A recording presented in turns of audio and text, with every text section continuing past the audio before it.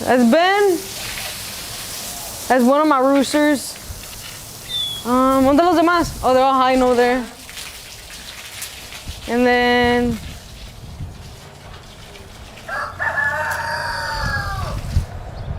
oh, I don't know where the goat is. The goat's usually out here.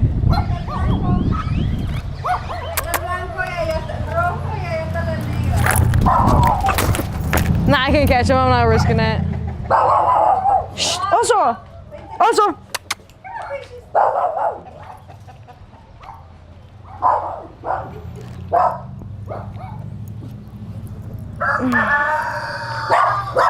And then this is Ben. This is a goose I've had for like about the past 3 or 4 years. My name is Jennifer Lozano. I fight at 50 kilos and I'm a 2024 Olympian. Growing up, I was very overweight and I couldn't really speak English too good. I could speak it, I understood it. I just had a very thick accent growing up because Spanish is my first language. So kids make fun of me because of that. And it was literally like to a point where I was embarrassed. I was embarrassed to speak Spanish. I was embarrassed to be, you know, Hispanic, Mexican American, like it sucked. She was a troublemaker. So she was a happy child, very active. She started to having problems in elementary, such as the bullying, and so she was a little bit overweight.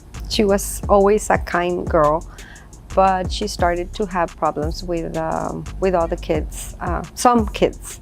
So right now we're like right outside my elementary school, about a block and a half out. And this is where I would get bullied. This is one of the spots where like I'd get jumped at a lot. I used to wear my backpack so low, like back in the day, like so low. And it was mostly because I knew I was too small, too fat to like run that fast. So I knew at some point they were gonna catch up. And it was, you know, whenever they tripped me and I felt my butt, you know, so it wouldn't hurt that bad. By the time I got home, smelling food from my grandma, like everything would go away. I kind of forget about everything. I was like, all right, cool. And growing up, that was my biggest coping mechanisms, food.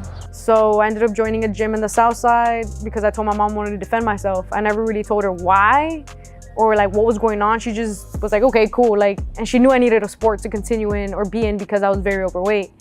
And since that first day, as hot as it was in that gym in the South Side, like that to me was everything. Like I felt so powerful, so confident, just knowing I could throw a jab, just knowing I could throw a hook, just knowing like I could keep my hands up and defend myself. You know, I started getting confident, I started losing weight, and I liked that. So I told my mom I wanted to compete because I would see the guys come in with belts and medals and trophies, and I was like, I want one. We want to go speak to the coach, and the coach was like, no. When I asked the coach that she wanted to go in the ring, and he said, no, these are male kids, you're a female. So I was like, okay, coach, thank you so much for your time.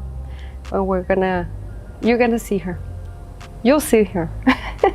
Then we went to look for another gym.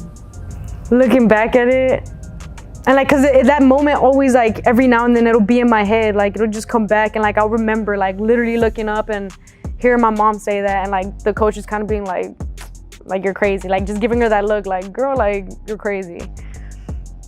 And it's just like, dang, like even when I didn't think I was great, even when I thought like I had that same mentality, like this is Laredo, like I was born here, I'm gonna die here, like I'm gonna end up being something else, you know, like this is gonna be my career. Like thinking back at it, I'm like, dang, like I guess a mama's intuition like never lies. Like look at where I am now, like I'm trying to be one of the greatest to ever do it, like in a female side, and just make a big impact for females themselves and just the future generations that are to come. Her and her mom came into the gym because at that time we had a small team, a small competitive team, but then we mostly had classes, youth classes, boxing fundamentals classes. So she started off in our youth class, right? The younger group. She was definitely on top of coach. Like she made it very clear on a regular basis that she wanted to box. So we moved her to the teen class, and then after that she started sparring, and you know, she started, you know, looking better as time passed. And then all of a sudden we started going out of town. We would take it with her for all the sparring trips we had out of town. I think after about 6 to 8 months, she was already in the ring. I think she had her first fight in Corpus, and she won her first belt there as well. Actually, after winning, I think like my second, third national title, he was out there too with his team. He came up to me personally after my fight, and I didn't even know, like he just came up to me, he tapped me on my shoulder and I turned, and I was like, oh snap, like, yo, what's up? And he was like, hey man, like, congrats, like, look at where you are, like, I'm so sorry I doubted you, like, your mom was right. It was at that moment where I started thinking back at that moment, like, when I was a kid, and I was like, oh crap, like, my mom did say this, like, I remember now, and like, I talked to my mom, and mom was like, good, I'm glad he realized, because you know, you're only getting started. The first time I ever competed, I competed in a very heavy weight class. I was at 125. I had to drop from like 130, 132. This girl had 6 fights and she was undefeated. She was very well known in the valley, like this and that. And I'm just starting off with 0, and I'm like, oh my God, like this chick is undefeated. But I went with that mindset, like, hell no, like, I'm gonna mess you up, like right here, right now, like you're not gonna get through me, like, even though I was just starting, like, I was nervous, but it wasn't like nervous, I was scared. It was more nervous, like, I'm excited to just get in there and get it over with. And I'm not gonna lie, like, I was swinging for my life. I don't know what I was doing. Like, my first fight, everything Eddie told me went straight out my head, and it was like a Game Boy. Like, we were just throwing and throwing and throwing. And then the 3rd round, I got dropped. And it wasn't even because of the hit, it wasn't nothing like that. It was because I was so tired, so exhausted. I was like, oh my God. I think my first fight was when I realized, like, I'm never gonna be looked at as weak. Like, never again is that ever gonna happen. Like, I'm not gonna look at anybody from the floor. I'm not, like, I've been in this position before and I've already worked so hard to get out of it. I'm not gonna go back. So I remember getting up and smacking my gloves like I do to this day. Like, I get mad, I'll smack my gloves. I just went at her and, you know, I ended up winning unanimous. And I was like, man, that's crazy. I don't even know how I did that, but I was her first loss. And then after that, like, drama like kind of bursted because nobody knew who I was, and like she had been in the game for a while. I ended up fighting this girl about 2-3 more times, beat her all 2-3 times. Ended up fighting her cousin, fought her cousin a lot of times, and then ended up fighting someone else, and like, you know, my record just started building up. It was interesting. I know she picked it up more to lose weight at the beginning. It was more of like just wanting to lose weight and defend herself, which I thought was amazing. It was really great that she wanted to do that. But then it started turning into more, and that's when we were like, oh, she's actually really good. And it was her coaches who were really saying, like, she has something, she has potential, like she can actually go and compete. The fact that the coaches really saw something in her and potential, then started working more with her to grow those skills, was when we also realized, like, okay, she's being dedicated, committed to really working on this and it becoming more than just a hobby. I noted something different on her, that she was learning a lot. Her and coach were like one. They were connected, and I was like, okay, so this is working out. They're a teamwork now. They're like a family now. You have to be connected so that you can be successful. And I noticed that on them. So I was like, okay, so we're good.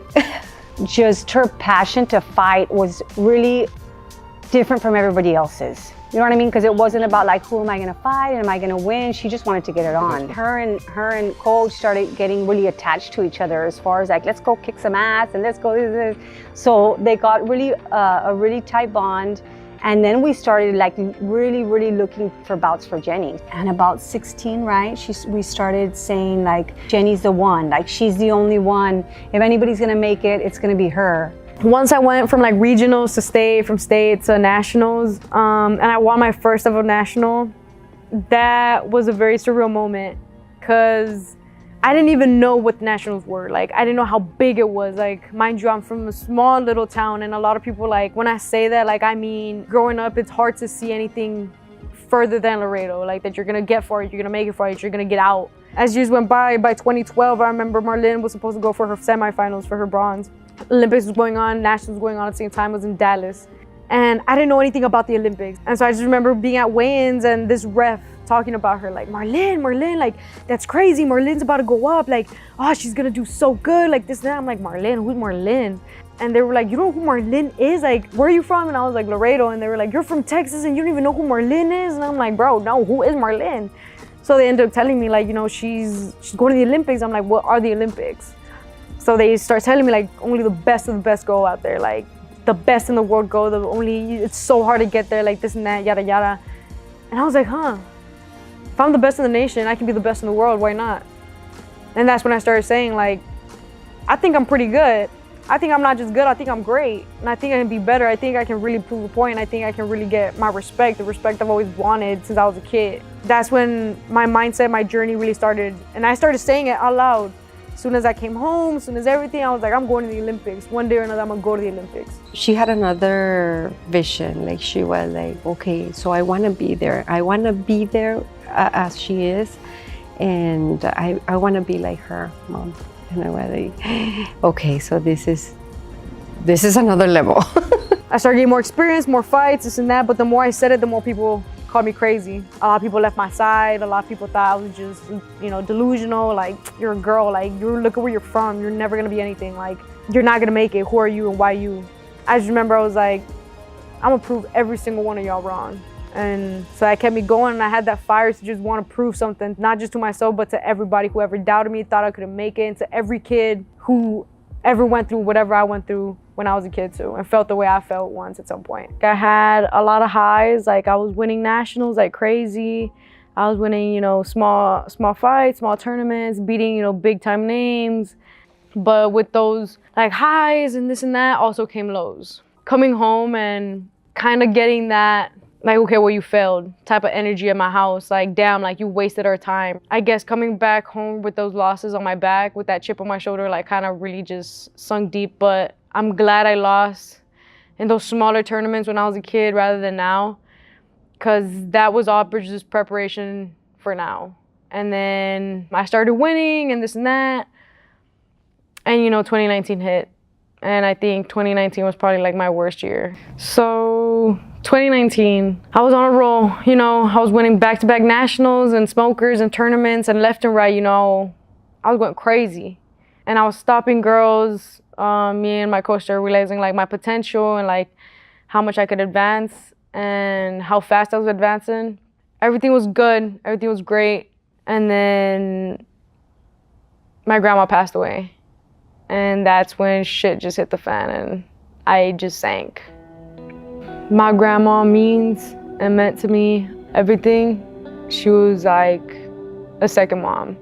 My grandma was a big reason on my why, because she believed in me like nobody else.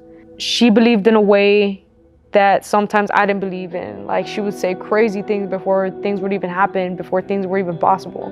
There's belief and belief. Like, belief would be like, okay, like, it could happen. But to believe is to truly know and be confident that it's gonna happen. And my grandma always believed. We just got to my grandma's house. I haven't been here since that whole situation happened with my grandma. I knew what I was expecting coming here. I guess it's just different, actually, just being here. And I guess it's just right now, like, more than in a while, it just brings me back to that day, man. Like, I was just with her, man, like a week before that shit went down. And going back to that day, I remember waking up in the morning and, she hadn't been answering that week. There had just been a bad shootout about a few days back. And we could hear it all the way from my house. I remember I slept with my mom that night because it was just so loud. We could hear it from across. We're like, what the heck? And it lasted a while, but eventually you get used to the gunshots and you just kind of go to sleep. So it was like, whatever. And so the next day we saw it on the news, like bad, shootout, like with cartel trying to fight with territory, stuff like that. And I was just like, damn. And it always happens. We were used to it, so we didn't think anything of it. But then we called my grandma, no answer first day, second day, no answer, third day, no answer, fourth day, no answer. Friday comes, my mom wants to go check up on her, like, let's go. I wanted to go hang out with my friends. And me, stupidly, I was like, nah, like, she's fine. Because usually my grandma didn't answer for a few days, and turns out, like, because she didn't know how to work the phone or touch the phone, like, she would just wait for her to call. And if she would miss it, she couldn't call back because she didn't know how to use the phone. Like, okay, my mom kind of tried forgetting about it. She didn't sleep all night. And I went out. And I was just having dinner with my friends. The next day, she woke me up super early and was like, okay, let's go. Like, something's not sitting right with me. Let's go now. I was like, okay. I'm not thinking anything. I'm thinking my grandma's fine. My grandma's cool. I just saw her. Like, she's okay. My grandma is okay. I just saw her. And then we get to her house. We didn't have keys to open that metal door. So my mom starts knocking on the windows, and she sees that my grandma's fan is tilted over on the floor, but it's still on. My grandma never left the house without turning off everything.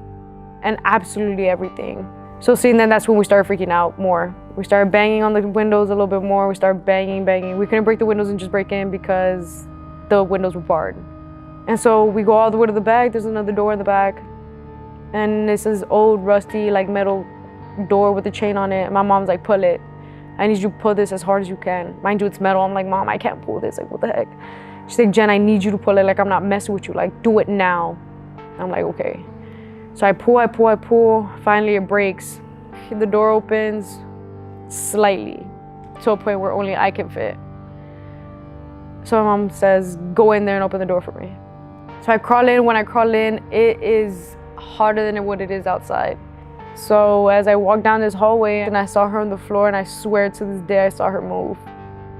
And so that's when I ran. I threw down the second door, which was to her bedroom. And then as soon as I turned, I slipped. And when I slipped, I didn't know what the heck I had fallen on. I just know that's when my body went into shock. And I know it went into shock because it was like that moment in movies where your ears ring and you think, that's never gonna happen in person. Like, no way that your body goes into that much of a shock. Well, it does happen. And I didn't say anything, I didn't scream, I didn't cry. But the first thing I saw was my grandma laying face down, and I saw her feet, and her feet were black. And I was scared to look up. I was so scared to look up, but I still did. And I remember my eyes were just going from her feet all the way back up. And I looked down, and I was covered in blood, and it was her blood. It was just a puddle, a big puddle. I'm still not crying. I'm still in shock. I still hear that ringing noise, and I remember getting up. And when I got up, I remember trying to flip her over. I don't know why. What made me do this? And when I flipped her over, she didn't have a face, and she was being eaten by like stuff. And so I just flipped her back over, and that's when I started screaming. I started screaming and I started crying. Tears were just coming down my face, and I could hear my mom screaming for her life, like, open the door, like, what is it? And I opened the door, and like, as much as in my head I wanted to stop my mom from seeing what she was about to see and just get her out, I couldn't react. Like, my body was in such a shock. It was like I was seeing myself from like the outside. It just felt like a dream. I couldn't believe what I was seeing. Like, I had just seen her less than a week ago, man. Oh man, I feel a lot of guilt. A lot of guilt, man. But not appreciating my time with her. Like, I was just being a kid. And it was like, I had seen her once and take advantage of that. And then, like, the next time I saw her, like, she was gone. And I took advantage of that. Like, I took it for granted. Being back here just is a constant reminder, I guess, like, of that. Like, I was here, bro. Like, she was cool, she was fine. And then literally about 6-7 days later, like, she wasn't here, man. And that just makes me mad, because, like, bro, I had to realize, like, the hard way. And, like, now all I got is, like, memories, and, like, half of those are, like, gone because of what happened, like, the way I lost her, the way I found her, man. Like, it's hard because a lot of people say, like, just remember the good days, just remember this, just remember that, but it's hard when this certain image, like, it just lingers around, man.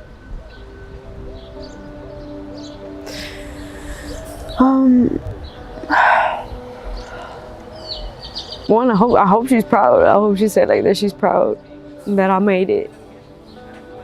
And I feel like she'd be like, sí, pollita, like, ya ves, te dije, pollita, te dije.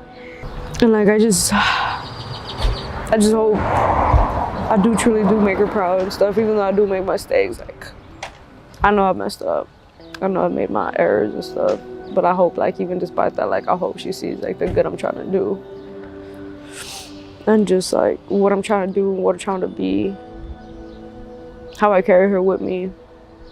And I hope she knows, like, I'm never gonna forget her. Getting inside the ring, I feel her energy, I feel her presence. And when I pray and I bend down on my knee, I pray not just to God, but to her too. And I just pray that she protects me. She gives me the ability to come out with my hand raised. And I hope that I give her a great show. And, you know, I just try to represent her as bad as I can, you know, in there by being the best troublemaker that I can.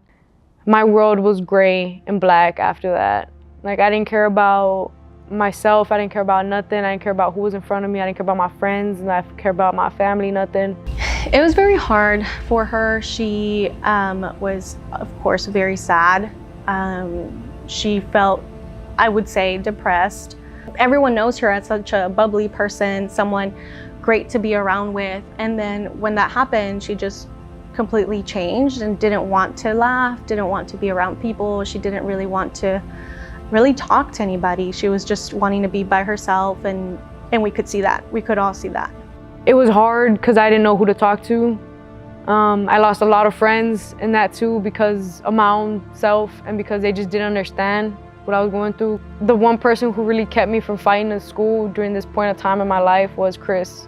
When I first met her, it was like I finally put a face to the name. Like, it was like, oh, you're Jennifer Lozano, you're like the girl that boxes, right? And she's like, yeah, that's me. And I was like, oh my gosh, like, it's so much nice to meet you. Her energy was just like mine, so I really, really liked that. Like, I really liked how like outgoing she was. She was always like, hey, like always energetic and always wanting to do something. Like, she was doing so good, and then that happened, and it was like a crash of emotions, and she wasn't all there. She wasn't the Jenny that she used to be, and she's not the Jenny that she used to be. It was a hard struggle that I don't really like talking about because, you know, it wasn't, because I went through it with her, and it was a big thing. Chris saved my life.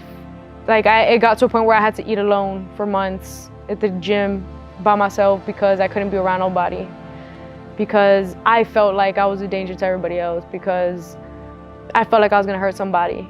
She ate with me in the gym alone, in the middle of nowhere. Like, we didn't even speak. She just wanted to be there, just by my side, even if I didn't talk to her, even if nothing.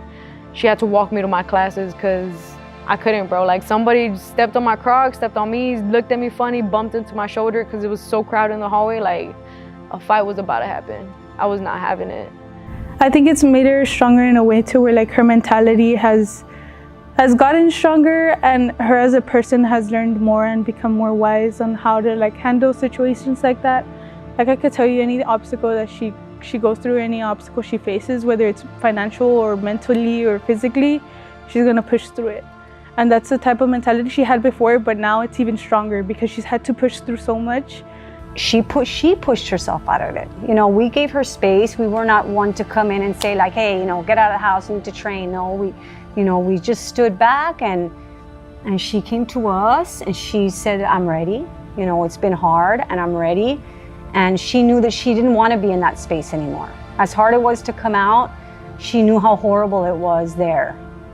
So I think she overcome that by pushing herself out of that. Getting ready for the 2019 Youth Nationals, I was mentally, I felt prepared with just anger and toughness. I wasn't thinking of a game plan. I was just going in there to hurt somebody. I was going in there to see blood, to see somebody cry. I was going in there to hurt. But really, I was so blind. So fast forward, nationals, I was in semis. I ended up fighting my fellow Olympian, Alyssa Mendoza. And, you know, it was a very tough fight. I went into the ring, she was staring me down, because if you know Jen, she stares her opponents down, mean mugging them, everything, and that's how it was. And good thing I don't really get too intimidated by that stuff, but I was like, wow, this girl, I think she hates me. First round, bell rings, and she comes running out to me. And I remember she just stomps her foot right at me. First round to the third round, we just like went at it. We were just getting the best of each other, exchanging. She had caught me with some big haymakers, I would say. We were just going back and forth, but yeah, she seemed like she wanted to rip my head off. I could feel that in the fight, that she had that aggression of like, we're not playing around, like this is it. So me and Lissa banged it out. You know, we went back and forth, toe to toe, and it was a close fight. Eddie would just scream at me in the corner, like, what are you doing? Like, you have no game plan. Like, we worked all this hard for what? Like, for what? You're gonna let it go? Like, da-da-da. I was tired, I was exhausted, but I was just so mad. Of course, it made me have to level up too, to ultimately get the decision. And that's how it happened is, yeah, we got the decision. I always really liked Jen after that. I would go talk to her after nationals and stuff, just because, to me, she earned my respect because she stayed and she fought with me, versus some other fighters that just like to hold me and hold, but she stayed and exchanged, and that for me was enough to earn my respect, for sure. I remember afterwards, I hugged her when the decision was made, it was split. And within that moment, that split second of just them raising her hand, I felt this big load come off my chest and my body, just like if I could breathe. Getting off the ring, and my coach told me off. And I was like, I'm fine. I was like, and I looked at him and I told him, I was like, I'm okay. I was like, I'm okay. After that, like, that's what made me get my shit together. At least it was a start. Because even though Alyssa might not remember it, to her it was just another fight. Like, to me, she saved my life. Like, if she wouldn't have fought me with that dog in her she has, with that demon type, and like she didn't stand 10 toes with me, like, it would have been a completely different situation. I don't think I would have been here today. That's what I love about this sport is, you know, back then me and Jen didn't really know each other. We weren't cool or whatever, but now that we're both on the team, it's like, to get here, we had so many ups and downs, and to know that, okay, yeah, my loss was kind of a down since I won, but at the same time, it boosted her up to where, look at where we both are now. I guess I'm honored to have that life-changing effect for Jen, because sometimes when stuff like that happens, it's either you quit, give up, or you keep going. And she definitely kept going to where she is now. After that fight, my life kind of took a U-turn in a way where I kind of found myself again. I ended up getting my groove back. I ended up actually coping better, being smarter, I matured, and everything started clicking together. So I started being on a roll. I started stopping girls, I started getting most outstanding boxer, this and that.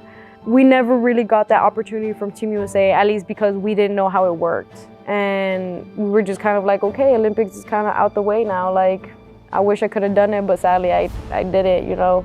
We had already won a spot, and still we weren't getting called, you know, to go to the camp, and we're like, oh man, what's going on? So we won all year, and then finally, I mean, I think we're coming down from a sparring actually from Brownsville, from the Valley. We're on our way down, I think about an hour away from Laredo, and she gets a phone call. Hey, Jenny is calling from USA, and we're just like, USA. I'm like, what USA? I'm like, what? Like, right? They're calling us, they want me to go to camp. They're like, oh man, when do they want Monday? Like, we're like, all right, we're going, Jen, like, let's go. Instead of resting, I came straight home, started training specifically for that camp. I don't know who I was gonna face, what I was gonna face, what the heck I was gonna do. I ended up going to camp. Sadly, I didn't get selected, but that didn't stop me. You know, Billy was the one who told me, come back. Keep coming back, because I see a gold medalist on top of that podium in the Olympics. Like, I see an Olympian, come back. Hearing that from an Olympic coach who has seen eras and generations of greats, it definitely inspired me to come back and keep trying each and every time. And he wanted me lower. He was like, go to nationals on 114. I was like, damn, I haven't hit 114 in like years. But I didn't hesitate, and I was like, okay, bet, I got you. Boom, I end up winning nationals. I get selected to go for a selection camp. Boom, I go, I don't get the spot.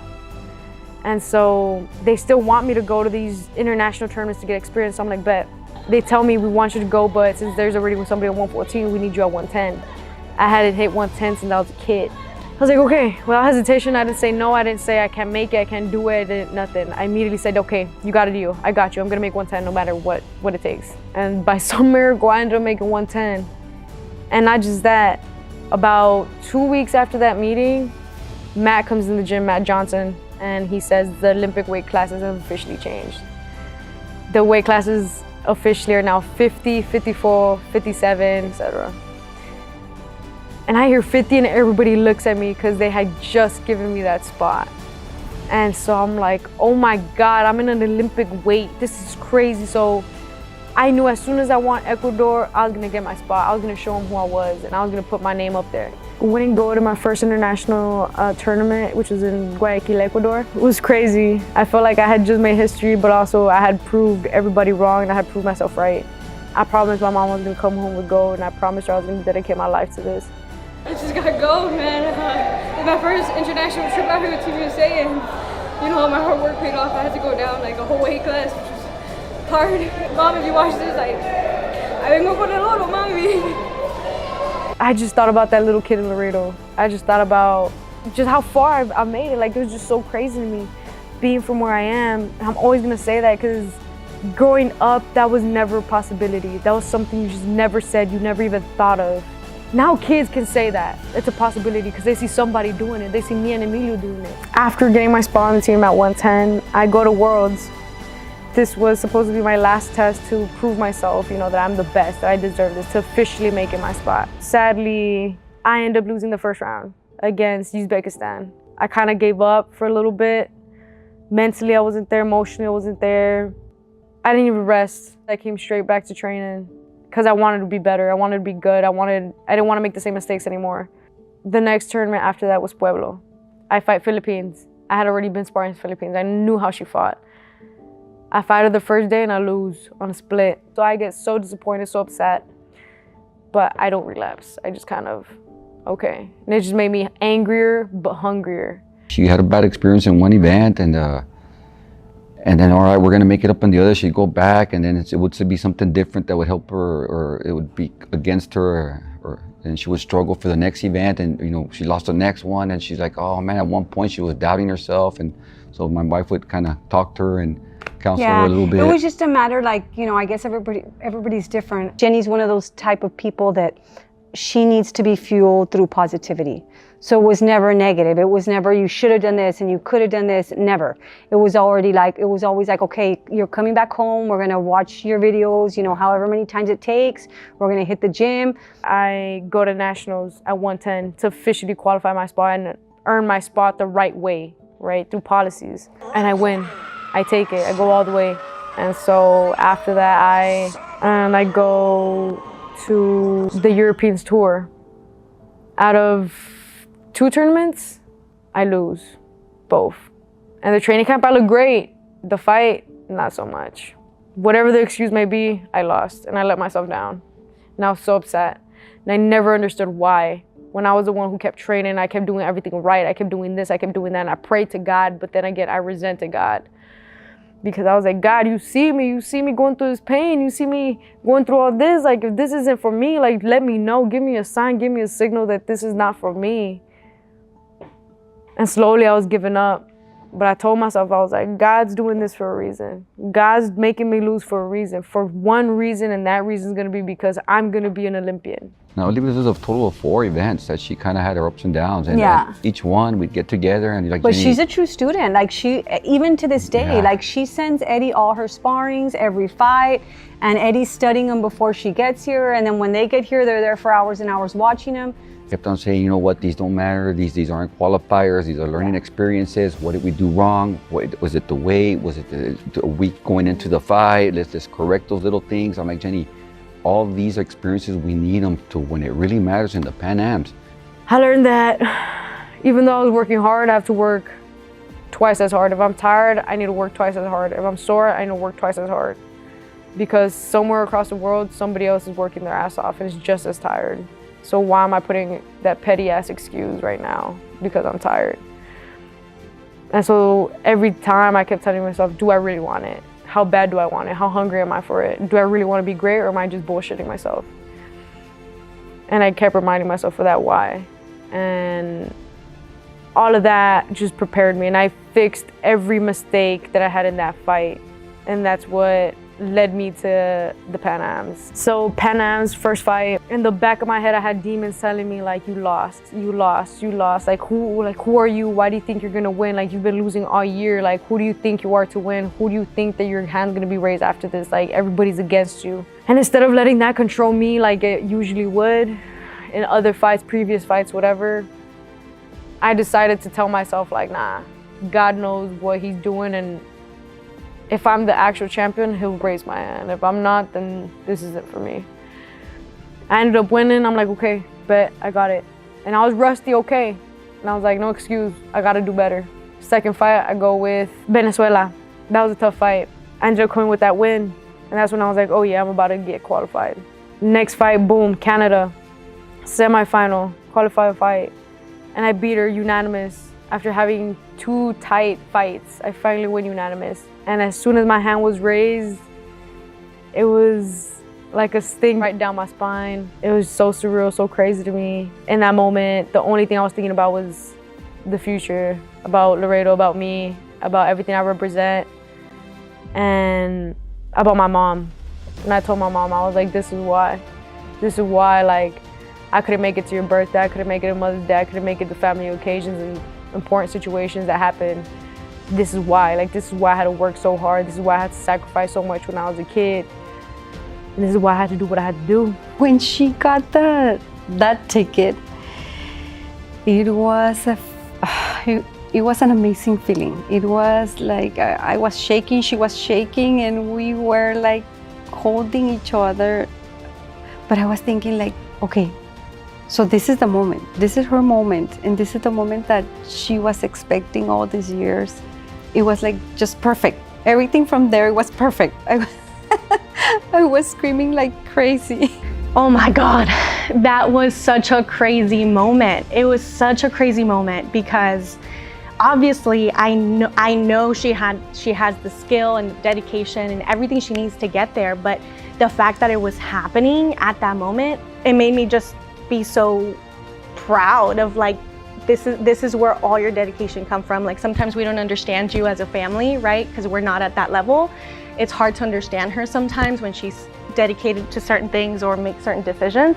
But when she got that ticket, I was like, that's why. That's where your dedication takes you, to that ticket, where you wanted to be, and she accomplished that. So I was extremely proud of her. I mean, when she got her hands raised, it was just amazing, right? Like, We knew though, Yeah. we knew she won the fight.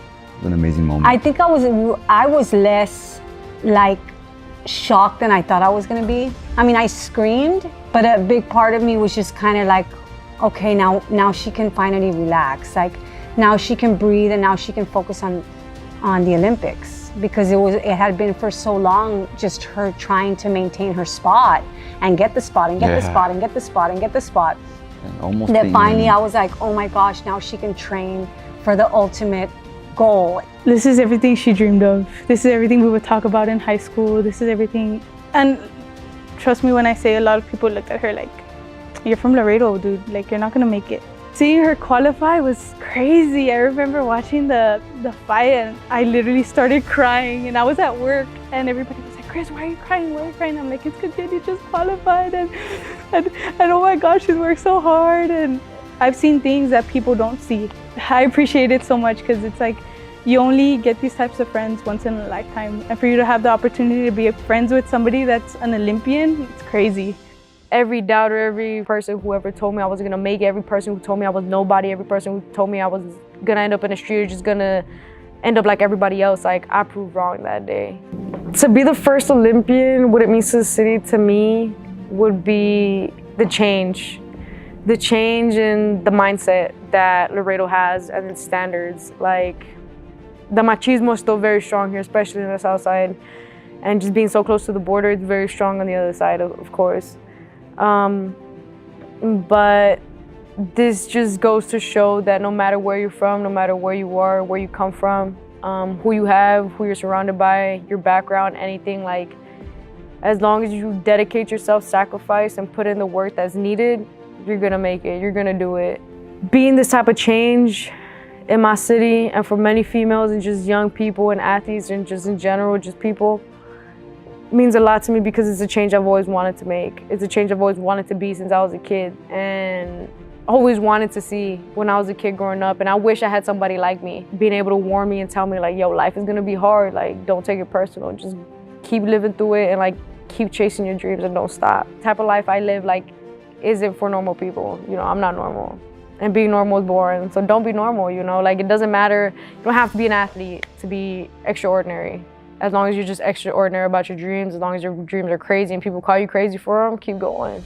I love you so much, Jenny. You know that although I wish I would have been more present and more there, just know that we're here for you. We'll always be here for you. You'll always be my right-hand girl. Don't forget where you come from, who you are, and stay humble. I know you're gonna reach the stars, but stay humble. I know you're a very humble person and you won't have a problem with that.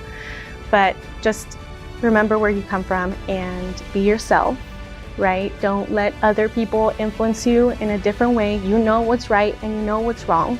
And you'll continue learning, having your own experiences. And I just can't wait to continue seeing everything that you do, the lives that you change, the people that you inspire. There are already so many, and you're just starting. Imagine how many people you will impact 5-10 years from now. I love you so much. And yeah. Yeah, I love you too, Jenny. No matter what, we're very proud of it, and you're already a champ, Jen. Yeah, oh no, she's been a champ for a long time. She's gonna be amazing in anything she does. I'm hoping that, you know, that we'll stay a close little knit family forever with Jenny, because we do consider her like, you know, a daughter at this point. She's been with us for so long. She feels like one of ours. Yes. But my expectations are so high for her. I'm proud. I'm proud of how far she's come. Sorry. And something she always says is like, es con todo menos miedo, which I'm gonna translate it for you, is with everything except fear. And another thing she says is everything gets worse before they get better. And sure enough, she went through the whole thing of her grandma passing away, and look at where she is now. She's on Team USA going to the Olympics of 2024. From Laredo, a city that literally nobody even knows or nobody even talks about. So if Jenny watches this, I'm proud of you. And I'm here supporting from home, and I'm always gonna be a fan. It has been a long journey, Jenny. Everything that you have accomplished, you have done it, everything to be where you belong. And I hope that you're happy where you are. And we love you. We love you. Don't ever forget that. We're gonna be there with you all the time, whatever it takes.